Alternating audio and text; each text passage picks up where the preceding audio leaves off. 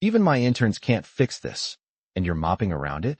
The paper hit the polished lab floor with a dry slap, sliding just inches from Marcus Reed's worn sneakers as a ripple of quiet laughter spread across the room, thin and sharp like glass under fluorescent light. Marcus didn't look up right away. His grip tightened slightly on the mop handle, the rubber edge squeaking faintly against the tile as he dragged it back in a slow, deliberate line, the scent of industrial cleaner rising into the cold, sterile air. Around him, white coats shifted, some leaning casually against steel counters, others pretending to stay focused on their tablets while their eyes flickered back to him, measuring, dismissing, forgetting. Dr. Ethan Caldwell stood at the center island, sleeves rolled just enough to signal effort without disorder, jaw set tight as he stared at the fragmented equation still glowing across 3 connected screens, symbols stacked like a language refusing to be understood. Careful, one of the younger researchers muttered under her breath, not quite quiet enough. Wouldn't want him solving it by accident. A few chuckles followed, low and contained, the kind that never reached the eyes. Marcus finally crouched, slow, steady, his knees creasing against faded work pants as he picked up the sheet Caldwell had thrown aside, the edge slightly damp where it had touched the floor, the ink still crisp. His eyes moved, not scanning, not guessing, reading, for just a moment longer than anyone expected. The room didn't notice at first. Why would they? To them, he was part of the background, as fixed as the stainless steel cabinets or the hum of the ventilation system overhead. But Marcus saw it, the break in symmetry, the forced assumption buried in line 4, the variable treated like a constant when it wasn't. His thumb paused along the margin, just a fraction, before he set the paper gently on the counter, aligning it with the edge as if order still mattered. Hey, Caldwell's voice cut through again, sharper now, impatience bleeding through precision. You're done here, right? Marcus straightened, not fully, just enough, his posture calm, almost quiet in defiance. Almost, sir, he said, voice even, unhurried, carrying none of the weight the room had already placed on him. Caldwell exhaled through his nose, turning back to the glowing screens, dismissing him with the same ease he dismissed the problem that refused to yield. Marcus dipped the mop again, wringing it out with a soft twist, water dripping in controlled rhythm, but his gaze flickered, once, toward the equation stretched across the glass. You're solving the wrong problem, he said, not loud, not challenging, just present enough to exist. The words didn't land immediately. They hovered, suspended between the low hum of machines and the ticking of someone's wristwatch. Then a pause. A real one. Caldwell turned slowly, eyebrows pulling together, not in curiosity, but irritation. What did you just say? Marcus met his eyes then, steady, unflinching, something deeper than confidence sitting quietly beneath the surface. The room shifted, laughter gone now, replaced by something thinner, tighter, like air before a storm no one wanted to acknowledge. Marcus didn't repeat himself right away. He just looked at the board, then back at Caldwell, as if giving him one last chance to see it first. It's not broken, he said finally. It's incomplete. And for the first time since the paper hit the floor, no one laughed. The silence did not break all at once. It stretched, thin and fragile, like something that could snap if anyone spoke too loudly. And for a few seconds no one moved. Not even the hum of the overhead vents seemed as steady as before, as if the room itself was waiting to see who would claim control of it again. And when Dr. Ethan Caldwell finally let out a short breath, it was not calm, it was controlled. The kind of restraint that comes just before dismissal. Incomplete, he repeated, his voice low, almost measured, but edged with disbelief, his fingers tapping once against the glass display before him, as if grounding himself back in authority. You are telling me a model that has taken 6 months, 2 grants, and an entire research team to build is incomplete. He did not raise his voice. He did not need to. The weight of it was already enough to push the room back into its familiar order. A few of the researchers shifted again, one of them letting out a quiet scoff, another turning away as if the moment had already resolved itself. But Marcus did not step back. He did not apologize. He simply adjusted his grip on the mop handle and glanced once more at the board, not at Caldwell, not at anyone else, just the equation, as if that was the only thing that mattered. Yes, sir, he said, steady, respectful, but not smaller, not reduced. And that was what made it linger, what made it stay just a second too long in the air, long enough for someone else to notice. Emily Carter had been standing near the far workstation, tablet in hand, her screen long forgotten as her eyes moved between Marcus and the equation. There was something about the way he said it, not like a guess, not like a challenge, but like a conclusion he had already tested in his mind. Her brows pulled together slightly as she looked back at line 4, then line 5, then the constraint variable that had been debated for days. She had heard every argument, every revision, every confident declaration that it was correct, and yet now, with that one word sitting in the room, incomplete, it felt different. He is just talking, one of the senior analysts muttered, louder this time, stepping closer to Caldwell as if to reinforce the hierarchy that had just been nudged. We should get back to the simulation. Caldwell did not respond immediately. His eyes remained on Marcus, searching, not for truth, but for the flaw in his interruption, the reason to dismiss it entirely. But Marcus had already looked away, already returned to his work, the mop sliding across the tile in slow, even strokes, the sound soft but steady, as if nothing had shifted at all. And that unsettled something deeper than the words themselves, because it was not defiance, it was certainty without performance. And that was harder to ignore. Emily took a step forward before she could stop herself, her voice careful, almost hesitant. Sir, she said, not loud, but enough to draw Caldwell's attention without challenging him. Maybe we should just check the constraint again. A small suggestion, framed safely, but it landed differently now. Caldwell's jaw tightened slightly, the room watching him again, waiting for him to restore order, to dismiss both of them and move on. And for a moment it seemed like he would, his hand lifting toward the display, ready to continue as if nothing had happened. But then he paused, just a fraction, his eyes flickering back to the line Marcus had glanced at. And in that pause, something subtle shifted, not belief, not acceptance, just the smallest crack in certainty. The kind that makes a man look twice even when he does not want to. 5 minutes, Caldwell said finally, his tone clipped, controlled, as if granting permission to the room, not to Marcus. We review the constraint, and then we move on. It was meant to close the moment, to contain it. But as Emily quickly moved to her terminal and pulled up the model, her fingers moving faster than before, her focus sharper, there was a new tension in the air, quieter, deeper, and behind her, Marcus continued to clean, the faint reflection of the equation shimmering in the thin layer of water across the floor, his eyes catching it again for just a second before he dragged the mop through it, erasing the reflection but not the thought. And across the room, Dr. Caldwell watched the screen, waiting for it to prove him right, but for the first time, not entirely certain that it would. Emily's fingers hovered above the keyboard for half a second before she committed, pulling up the constraint module in full view, expanding the section that had not been touched in days, the glow of the screen reflecting faintly across her eyes as lines of logic unfolded one after another, clean, precise, familiar, and yet now carrying a weight they had not carried before. The room leaned in without admitting it, shoulders angled slightly, breaths quieter, even the smallest sounds suddenly noticeable, the soft click of a pen, the faint rustle of a lab coat sleeve, the distant hum of refrigeration units, all of it, threading through the silence as she began to scroll. Line 4, she said, more to herself than anyone else. But it anchored the moment. Caldwell stepped closer, not rushing, not hesitating, his presence filling the space beside her as he watched the code align on the screen, his eyes scanning faster than anyone else's, trained to spot errors in seconds, trained to trust that he would. And for a moment, everything held. The equation still standing exactly as he had built it, complete, unbroken, untouched by doubt. There, Emily said softly, her voice tightening just a fraction as she highlighted a segment. Not a mistake, not obvious, but something subtle, something conditional, something that assumed stability where there was none.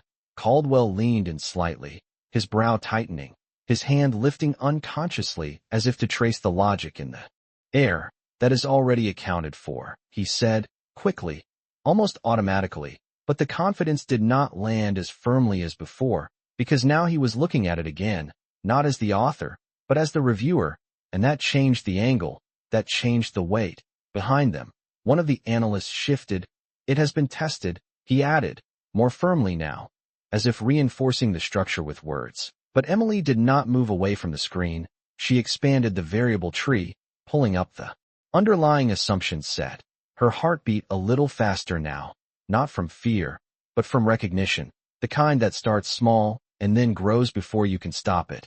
"It is treated as constant under initial conditions," she said, carefully, each word placed with intention.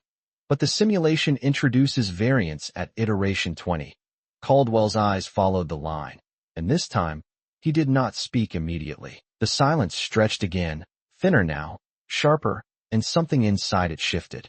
Not a collapse, not yet, but a tilt, a slight misalignment in something that had felt perfectly balanced just minutes ago. "Scroll," he said quietly, his voice lower now, less performative, more focused. Emily obeyed, pulling the next section into view, the derivative expansion, the recalibration factor, the point where the model should have corrected itself, but did not, because it had never been told to, because the assumption had never been questioned.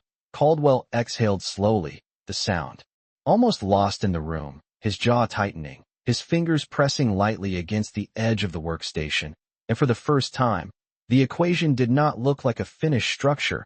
It looked like something built on a foundation that had not been tested deeply enough. "Run it without the constant," he said, and now there was no resistance in his voice, just direction. Emily hesitated for a fraction of a second, then adjusted the parameter, her hand steady, clicking through the interface. Initiating the recalculation, the system paused, processing, the progress bar inching forward at a pace that suddenly felt too slow, too deliberate, every second stretching longer than it should, and in that waiting, the room held its breath, no one speaking, no one moving. Even the analyst who had dismissed Marcus earlier now standing still, eyes fixed on the screen, and behind them, Marcus continued to mop. The quiet rhythm unchanged, the water spreading in thin arcs across the floor, reflecting the light above in broken lines, his expression calm, almost distant, as if he had already seen this outcome unfold long before anyone else had decided to look. The system chimed softly, the recalculation complete, and Emily's eyes widened just slightly as the new output stabilized on the screen, the instability variable no longer spiking, the model holding, cleaner, tighter, more coherent than before. She did not speak right away, she just looked at Caldwell, and for a moment, he did not move, his gaze fixed on the result, not blinking, not reacting, just absorbing, as if something inside him had shifted and had not yet decided what it meant. And in the reflection of the screen, faint but unmistakable, Marcus Reed stood behind them, quiet, steady, already turning back toward the far end of the lab as if the room had finally caught up to something he had never lost sight of. No one spoke when the results stabilized. Not immediately, not even the soft confirmations that usually followed a successful run, because this was not supposed to happen, not like this, not from a variable they had dismissed, and certainly not after being pointed out by someone they had already decided did not belong in the conversation. Emily's lips parted slightly, as if she might say something, but the words did not come. Her eyes still fixed on the clean output where the instability had once spiked, now flat, controlled, almost elegant in its correction. And beside her, Dr. Ethan Caldwell remained completely still, his posture unchanged but his presence different, as if something inside him had shifted position without making a sound.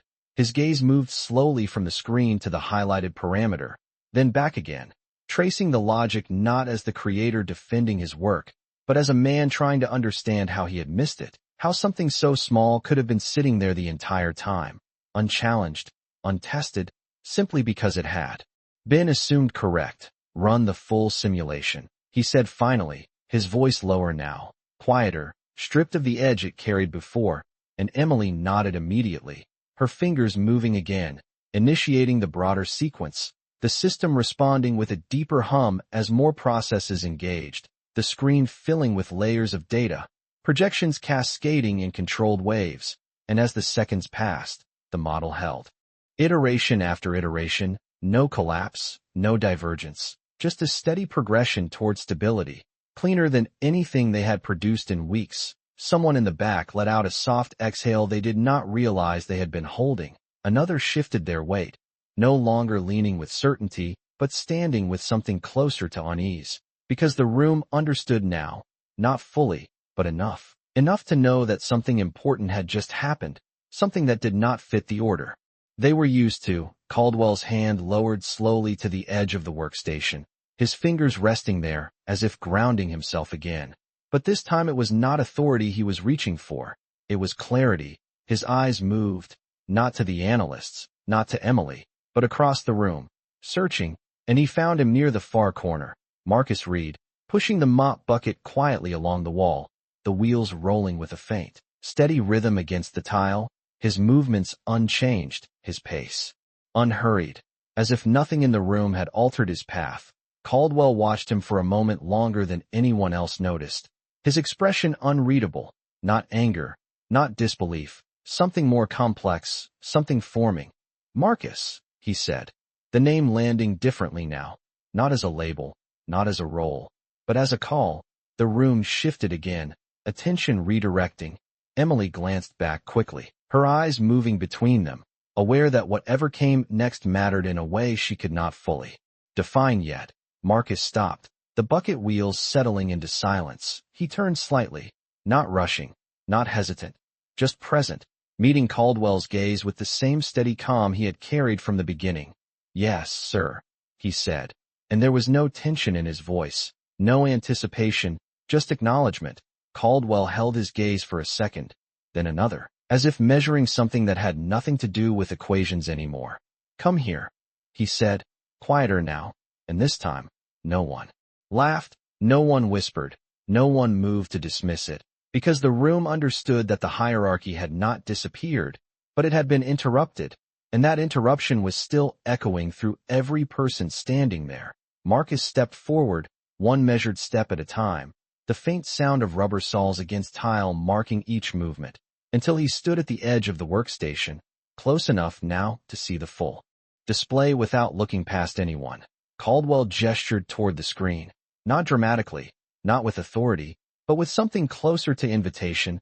"Show me," he said, and for the first time since the paper hit the floor, the lab was not waiting to correct him, it was waiting to hear him. Marcus did not step forward immediately, not out of hesitation, but out of habit, as if he had learned long ago that moving too quickly in rooms like this drew the wrong kind of attention. His eyes flicked, once to the screen, then to Caldwell, measuring the distance not in feet, but in expectation, and when he finally moved, it was quiet, controlled, the soft sound of his shoes against the tile almost disappearing under the low hum of the machines. He stopped just short of the workstation, close enough now to see the full structure of the model, the layers of equations stacked with precision, elegant in design, but flawed at the core. Caldwell shifted slightly to the side, not fully stepping away, but creating space. A gesture so small it might have gone unnoticed if the entire room had not been watching for it. "You said it was incomplete," Caldwell said, his voice steady, but no longer carrying the edge of dismissal. "Where?" The question hung there, simple, direct, but heavier than anything he had said before. Marcus looked at the screen, not rushing to answer, his gaze moving slowly across the lines, tracing the logic as if he were walking through it. His hand lifted slightly, not touching, just hovering near the glass as if mapping the structure in the air. "Here," he said finally, his finger stopping near the constraint Emily had highlighted earlier. But he did not stop there. His hand moved down, following the chain. "And here," he continued, pointing to the recalibration point where the system had failed to correct itself, his voice calm, even, not explaining to impress, but explaining because it was clear to him. "You assumed the system would stabilize once the initial variance settled," he said, glancing briefly at Caldwell, not challenging, just confirming understanding. "But it does not settle, it shifts." The room stayed silent, every word landing without interruption. Marcus moved his hand slightly, indicating the next line. "This part treats the variable like it returns to baseline, but it does not. It creates a new baseline each cycle." Emily's eyes widened slightly as she followed along, her mind already adjusting, already seeing it unfold in real time. Caldwell's gaze remained fixed, not blinking, absorbing each word. not as correction, but as revelation. So the model is not failing, Marcus continued. It is reacting to a condition it was never designed to handle. He lowered his hand then, letting it fall back to his side. The explanation complete, simple, precise, and in its simplicity, undeniable. The silence that followed was different now, not fragile, not uncertain, but full, dense with understanding that had not been there before. One of the analysts shifted again, but this time it was not dismissal. It was adjustment, a quiet recalibration of something internal. Caldwell exhaled slowly, the tension in his shoulders easing just enough to show it. His eyes moved across the screen again, retracing the logic with this new frame, and this time, it aligned, not perfectly, not comfortably, but truthfully. Run a projection with adaptive baseline, he said, his voice steady again, but changed. Emily nodded quickly, already moving to implement it, her fingers moving faster now, not out of urgency, but clarity. The system responded, recalculating, the model shifting once more, and as the output began to form, cleaner, stronger, more resilient than before. Caldwell did not look at the screen right away. He looked at Marcus, really looked this time, not at the uniform, not at the role, but at the man standing in front of him. Where did you learn to see it like that? He asked, and there was no sarcasm in the question, no dismissal, just something honest, something searching. Marcus met his gaze, steady as before, but this time there was a faint pause, not uncertainty, but memory, something behind his eyes that had nothing to do with the lab, nothing to do with the equation. I used to teach it, he said quietly, and the words did not echo loudly, but they settled into the room with a weight that shifted everything just a little further. The system chimed again, the updated model holding steady across all iterations. But for the first time, no one rushed to celebrate it, because something more important had just been uncovered, something that could not be measured on a screen.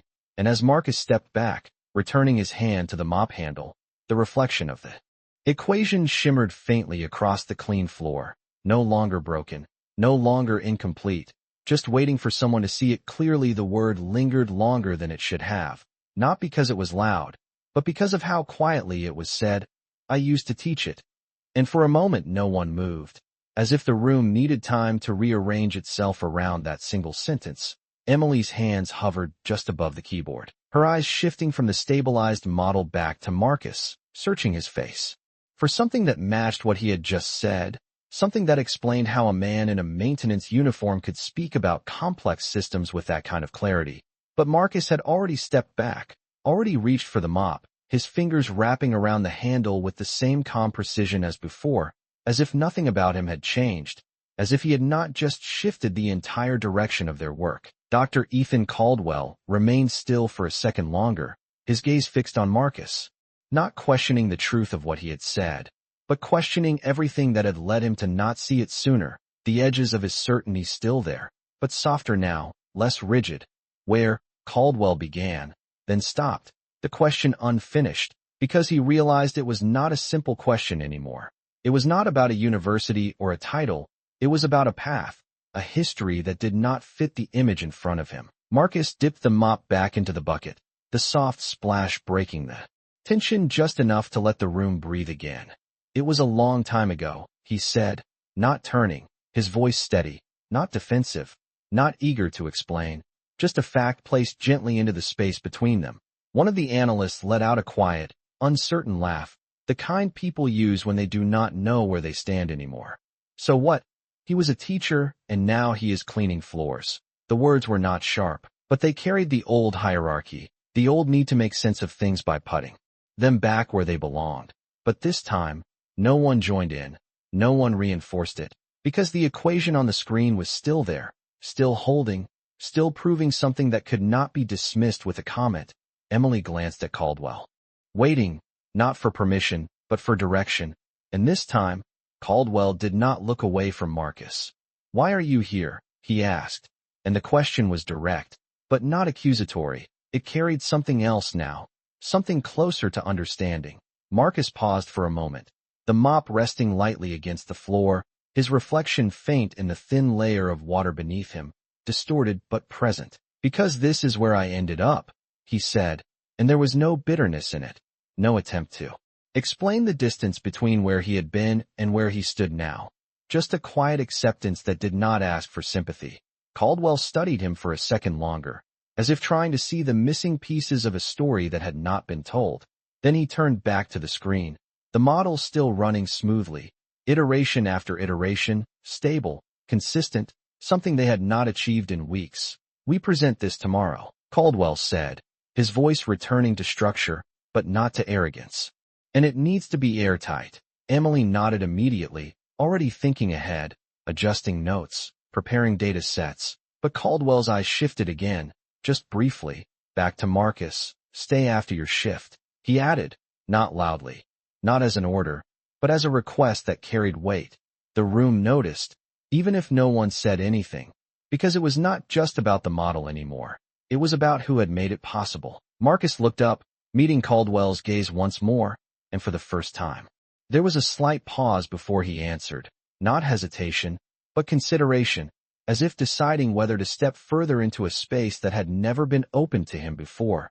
"Yes, sir," he said finally, and as he returned to his work, the sound of the mop moving across the floor felt different now, not background noise, not something to be ignored, but part of the rhythm of a room that had just begun to see him. And in the reflection of the clean tile, the equation no longer looked like something broken waiting to be fixed. It looked like something understood, finally, by the one person no one had thought to ask. The lab felt different after that, not louder, not brighter, but shifted in a way no one could quite explain, like the air had been rearranged just slightly, and everyone could feel it without knowing how to name it. The overhead lights still cast the same cold glow across the glass and steel. The monitors still hummed with data streaming in quiet patterns, but the rhythm of the room had changed, slower in some places, sharper in others, as if every movement now carried a second thought behind it. Emily remained at her station long after the others had returned to their work, her fingers moving across the keyboard, but not with the same automatic certainty as before. She kept glancing back at the model, then at the notes she had taken, then at the reflection of Marcus moving in the distance, trying to reconcile the two images into something that made sense. Dr. Ethan Caldwell stood near the main console, arms crossed loosely, not as a barrier, but as a habit, his gaze fixed on the data as it continued to confirm what they had just witnessed, each iteration reinforcing the correction, each pass tightening the model into something more complete than it had been an hour ago. And yet his focus was not fully on the screen anymore. It drifted, pulled back again and again to the same question he had not finished asking, the one that lingered just beneath the surface of everything else, the one that did not fit neatly into equations or projections. "You missed that," one of the analysts said quietly, not accusing, just stating what had become obvious. Caldwell did not respond right away, his eyes still on the screen, his jaw tightening just slightly before he exhaled. "Yes," he said, and there was no defense in it, no explanation, just acceptance. The analyst nodded once, then stepped back, leaving the space as if sensing that this was not a conversation that needed to continue. Across the room, Marcus moved the mop in steady lines, the water spreading thin and even across the floor, catching the light in soft reflections that distorted the shapes above them. He did not look toward the group again, did not wait for acknowledgement or approval, his pace unchanged, as if the work in his hands was still the only thing that mattered.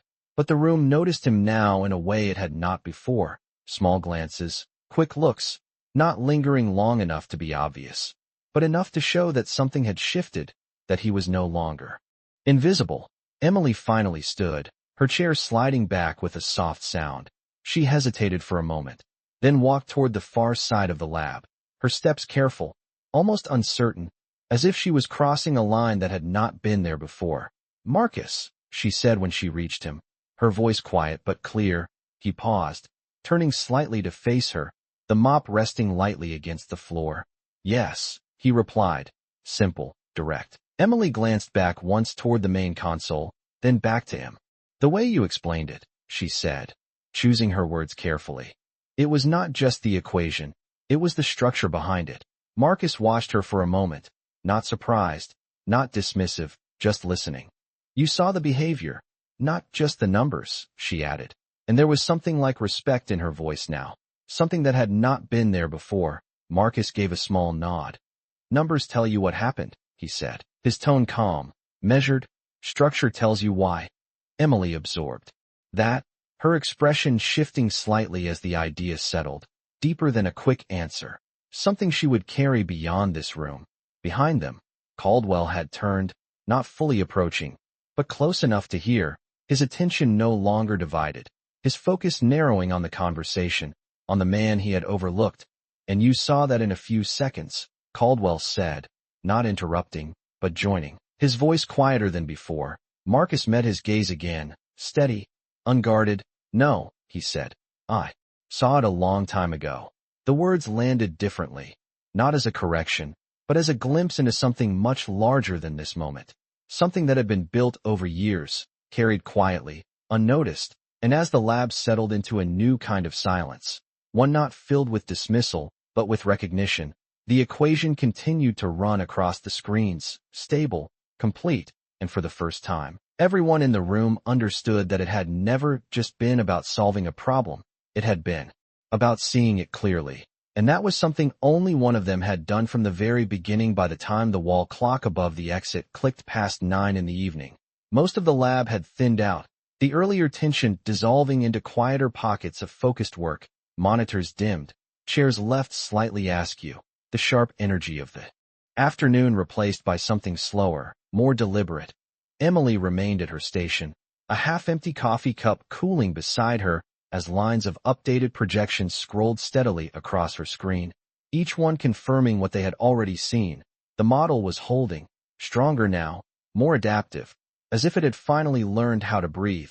Across the room, Marcus moved with the same steady rhythm, guiding the mop along the far corridor that connected the lab to the storage wing, the sound of water against tile soft and consistent.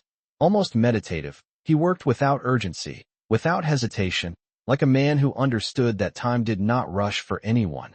Dr. Ethan Caldwell stood alone near the main console, jacket draped over the back of his chair, sleeves rolled slightly higher now, his posture less rigid than before. He had not left, had not even sat down, his eyes still returning again and again to the equation, as if expecting it to change when he looked away, but it did not. It remained stable, quietly proving its point without needing attention. He exhaled slowly and finally stepped away from the console, his footsteps measured as he moved toward the far side of the lab, not announcing himself, not calling out, just walking until he reached the edge of the corridor where Marcus was finishing a final pass. The overhead light flickered once, then steadied, casting a softer glow over the clean surface of the floor. Caldwell stopped a few feet away, watching for a moment, the simplicity of the motion in front of him contrasting sharply with the complexity he had spent months trying to control. You stayed, Caldwell said, not as a question, more as an observation. Marcus paused, resting both hands lightly on the handle. You asked me to, he replied, his voice even. Caldwell nodded once, the weight of that simple exchange settling between them. I want you to walk me through it again, Caldwell said after a brief pause, his tone quieter now, stripped of the authority it carried earlier, replaced with something more intentional, more precise. Marcus considered him for a second, not resisting, not agreeing immediately, just measuring. Then he gave a small nod and stepped back toward the lab, the two of them moving side by side now. Not equal in title, not yet, but closer in purpose than anyone in that room would have believed hours ago. Emily noticed them as they approached, her posture straightening slightly, her attention shifting fully as Marcus stepped up beside the workstation again, the screen still displaying the stabilized model, glowing softly in the dimmer light. Start from the assumption, Marcus said, not to challenge, but to guide, his voice calm, grounded. Caldwell leaned in slightly. Listening, really listening now, not interrupting, not correcting, just following. You built it to return to what it was, Marcus continued, gesturing lightly toward the structure. But some systems do not return, they evolve. Emily watched closely, her mind tracking each word, each connection forming in real time. Caldwell's expression tightened just slightly, not in resistance, but in recognition, as if he could see the path now. The one he had missed before because he had been looking for something familiar. So you let it change, Caldwell said, almost to himself. Marcus gave a small nod. You. Let it become what it needs to be to stay stable. The words settled into the space, simple, but carrying a depth that reached beyond the equation. Caldwell straightened slowly, his gaze lingering on the screen before shifting to Marcus again, and this time there was no distance in it, no dismissal, just a quiet understanding forming, something unfinished, but real, and in the reflection of the glass, the three of them stood together, not as roles defined by hierarchy, but as people connected, by the same problem, the same solution, and for the first time, the lab did not feel like a place divided by titles. It felt like a place where something had been seen clearly and could not be unseen. The lab settled into a deeper quiet as the night stretched on, the kind of silence that did not feel empty but full, as if every surface in the room was holding on to what had just been uncovered. Emily leaned slightly against the edge of the workstation now, no longer typing, no longer adjusting variables, just watching as the model continued to run with a kind of calm consistency that felt almost unfamiliar. Dr. Ethan Caldwell stood beside her, not as rigid as before, his posture softened just enough to show that something inside him had shifted.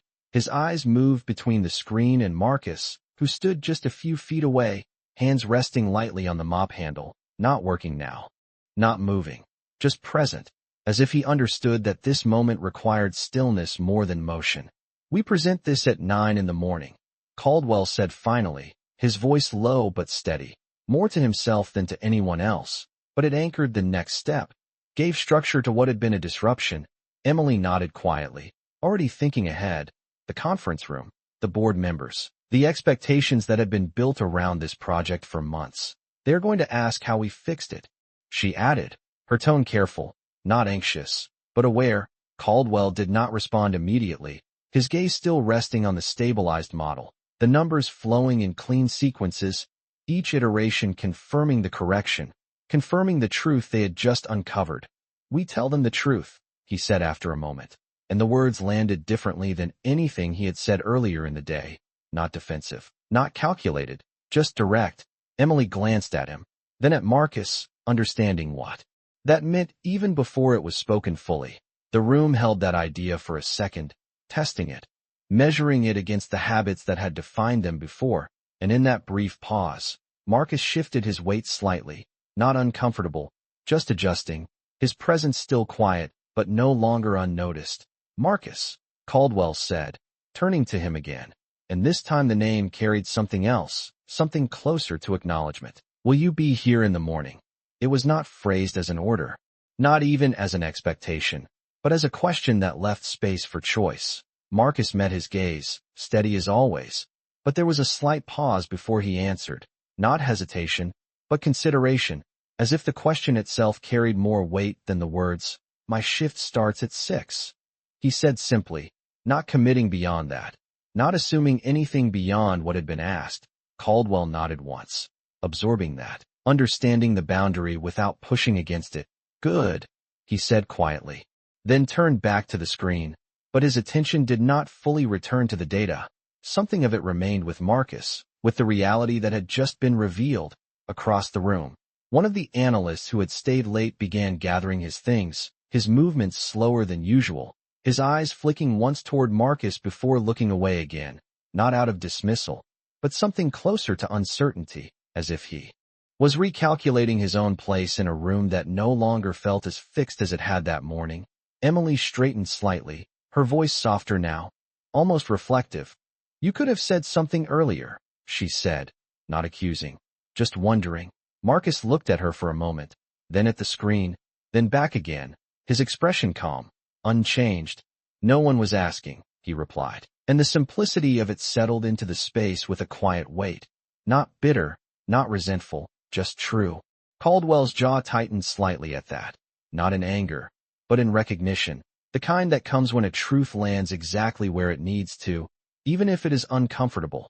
The model continued to run, stable, precise, the soft glow of the screen reflecting across the clean floor, and in that reflection, the three of them stood again, closer now, not because anything had been formally changed, but because something had been seen, and once seen, it could not be placed back where it had been before. The night moved forward, the clock ticking softly on the wall, but inside the lab, time felt different. as if it had paused just long enough for something important to shift, something that would not fully reveal itself until morning, when the room would fill again, when questions would be asked, and answers would have to be given, not just about the equation, but about who had truly understood it all along. The next morning arrived without ceremony, just the quiet hum of early systems booting up and the faint glow of monitors coming back to life one by one. The lab no longer empty, but not yet full, a space caught between preparation and expectation. Emily was already there, seated at the main workstation with a fresh cup of coffee untouched beside her, her eyes scanning through the final presentation slides, adjusting small details that no one else would notice, but she could not ignore. The corrected model displayed cleanly across the central screen, stable, precise, undeniable, Dr.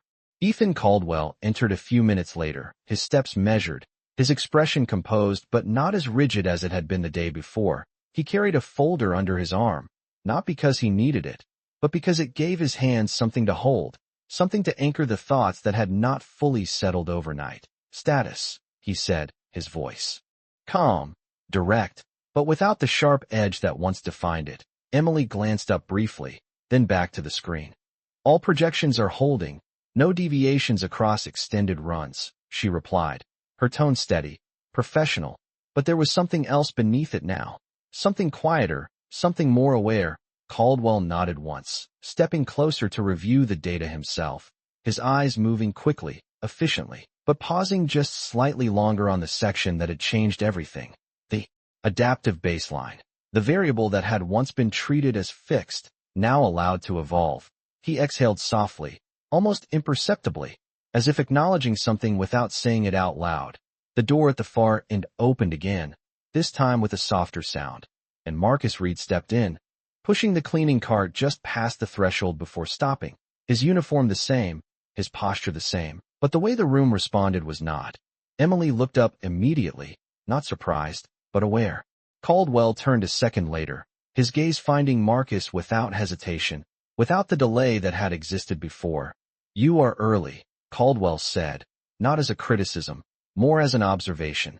Marcus gave a small nod. "I always am," he replied, his voice even, grounded. He moved the cart along the wall, beginning his routine as if nothing about the morning had changed. But the lab was no longer treating him as part of the background. There was a quiet attention now, subtle but present. Caldwell watched him for a moment, then turned back to Emily, his jaw tightening slightly, not with frustration, but with decision. "We need to finalize the presentation," he said, and Emily nodded, bringing up the main slide, the title clean and centered, the data arranged in precise order, everything ready, everything aligned, and yet something was missing, not in the numbers, not in the structure, but in the story itself. Caldwell's eyes lingered on the slide, his mind moving through the explanation he would give in less than an hour, the questions he would answer, the credit he would assign, and for a moment, the old instinct surfaced, the one that would simplify everything, that would keep the narrative clean and controlled, but it did not settle the same way it once did. It felt incomplete now, like the equation had felt before, missing something essential. Emily noticed the pause, the slight shift in his expression. "We are presenting the corrected model," she said carefully, leaving space for what came next. Caldwell nodded slowly, but his eyes moved again, this time toward Marcus, who was quietly wiping down the far counter, his movement steady, unhurried, as if he were not standing in the middle of a moment that would define the outcome of months of work. The room held that contrast, the polished presentation on one side, the quiet presence on the other, and Caldwell stood between them, feeling the weight of both. "They will ask how we fixed it," Emily added softly, echoing the question from the night before. Caldwell inhaled, then exhaled, his shoulders settling into a decision that was not easy, but clear. "Yes," he said, his voice low, controlled, but different now. "They will." He turned fully this time, his gaze resting on Marcus, not as an afterthought, not as a background detail, but as part of the answer itself. And for a moment, the lab seemed to hold its breath again, not in tension, but in anticipation, because this time, the test was not the equation. It was the choice of what to do with the truth. The conference room filled quickly, not with noise, but with presence, chairs sliding into place, folders opening, quiet greetings exchanged in low, controlled voices, the kind of atmosphere where every word was measured before it was spoken. The large screen at the front already glowing with the first slide of the presentation, clean, minimal, precise. Emily stood near the console, her posture straight but not rigid, her eyes scanning the room once before settling on the display. Dr. Ethan Caldwell stood a few feet ahead of her, hands loosely clasped, his expression composed, the version of him the board expected to see, confident, certain, in control. But beneath that surface, something had shifted, something that had followed him from the lab into this room, something that would not stay quiet. The board members settled, a few nodding toward Caldwell, one of them glancing briefly at the screen before looking back. Dr. Caldwell, we are ready, the chairperson said, his voice calm, expectant. Caldwell nodded once, stepping forward, the soft echo of his shoes against the floor marking the start of something that had been building for months.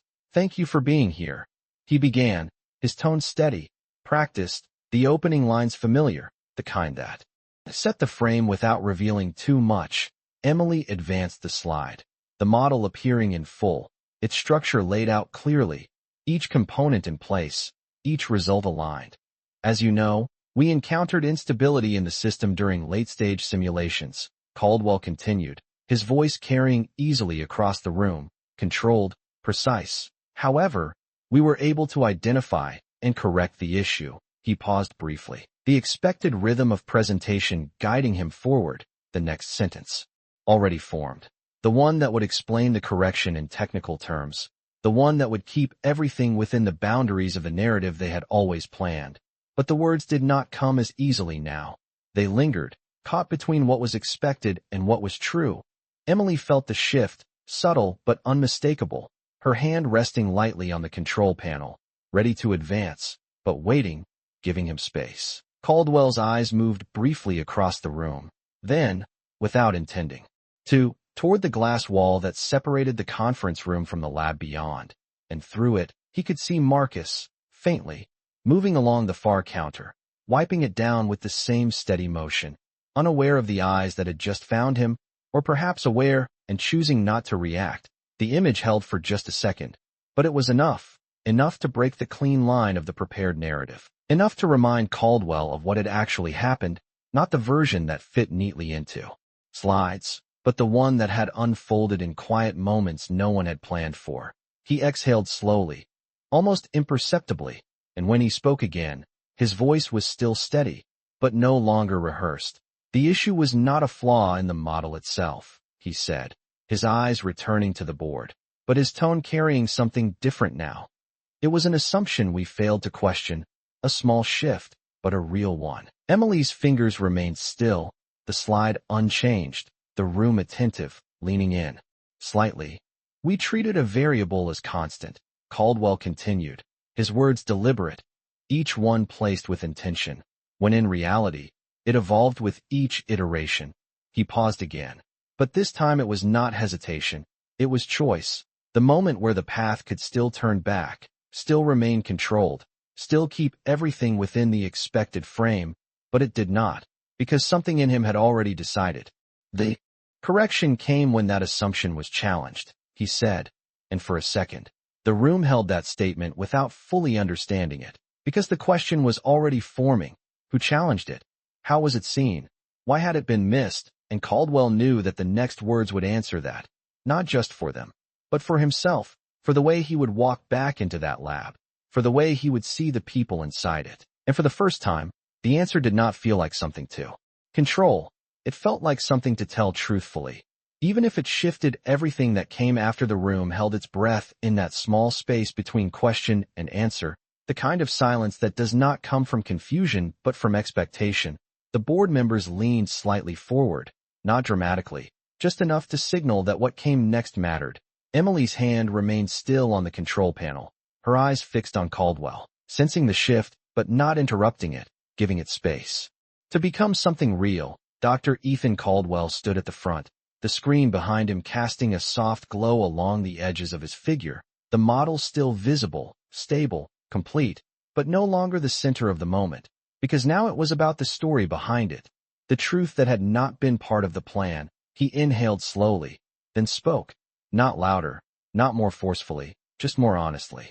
The correction did not come from within the team as we defined it. He said, his words measured, each one placed carefully but without hesitation. A slight shift moved through the room, subtle, but noticeable. The chairperson's brow tightened just slightly, not in disapproval, but in focus. It came from someone who saw the flaw without the bias we had built into the process. Caldwell continued. And now there was no turning back. The narrative had already stepped outside its original frame. Emily felt it, a quiet sense of alignment settling into place, as if something that had been incomplete was finally being addressed fully. Who identified it? One of the board members asked, his voice calm, direct, not impatient, but precise. The question that had been waiting finally spoken out loud. Caldwell paused for a fraction of a second, not to reconsider, but to acknowledge the weight of the answer. Then he turned slightly, his gaze moving toward the glass wall again, where the lab beyond was still visible. Marcus's figure faint but steady in the background, continuing his work without interruption, without awareness of the moment unfolding on the other side. His name is Marcus Reed, Caldwell said, and the room received it quietly, not with reaction, but with processing, the name settling into a space that had not expected it. He is part of the maintenance staff, Caldwell added, not as a reduction, but as context, and this time the shift in the room was more visible, not disruptive, but undeniable. A few glances exchanged, a slight adjustment in posture, the kind that happens when something does not fit the expected pattern. Emily watched carefully, not the board, but Caldwell, because what mattered was not just what he said, but how he stood in it. And he did not step back, did not soften it. He continued. He observed that we were treating a variable as constant when it was evolving.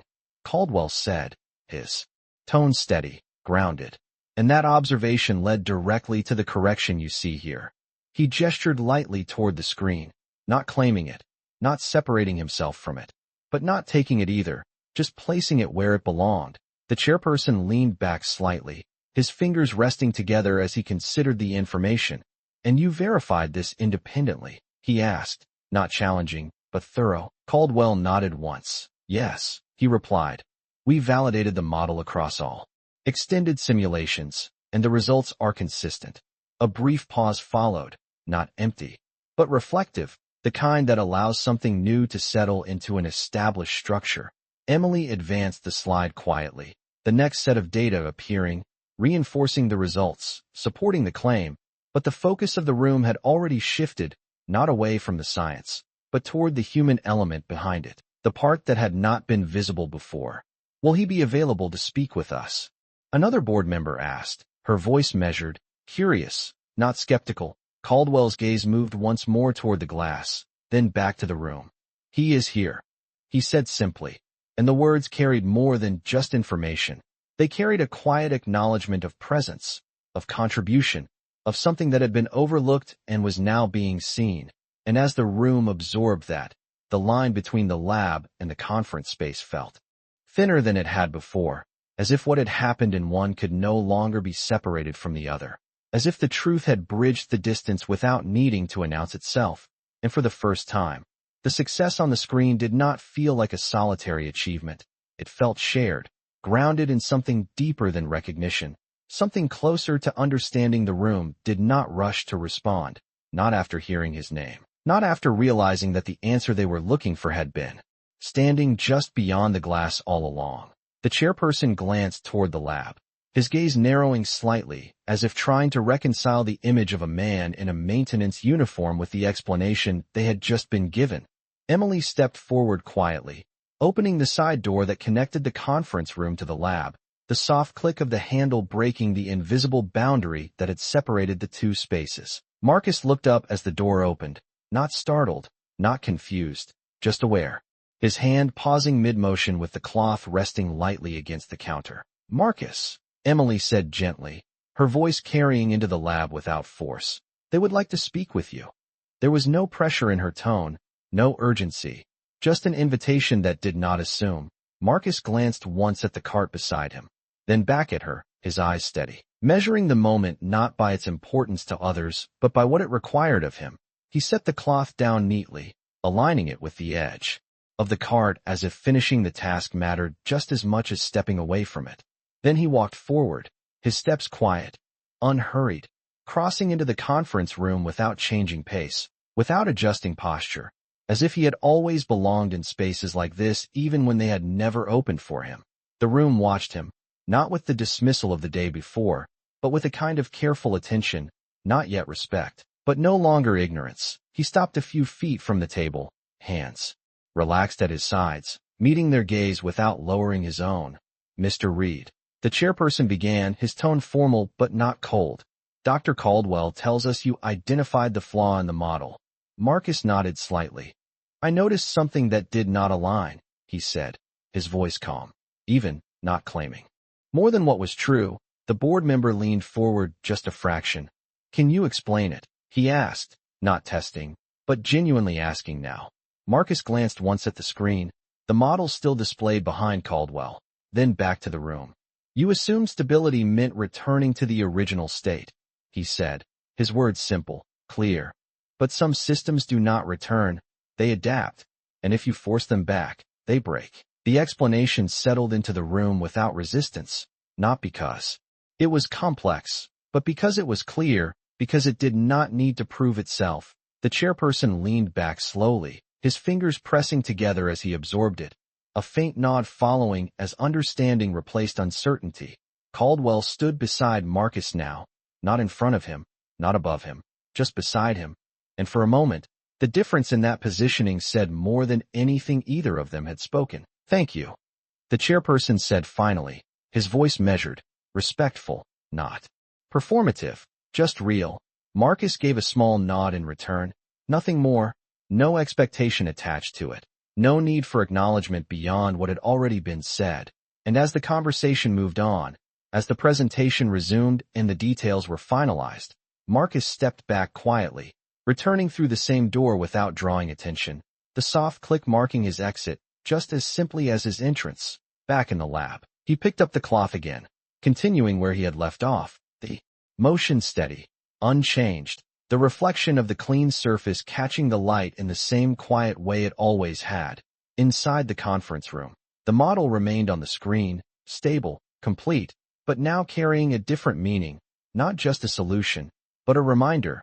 And through the glass, Caldwell's gaze lingered for a moment longer than necessary, watching Marcus move with that same calm rhythm, before turning back to the room, not as the same man who had walked in, but as someone who had learned something that could not be undone.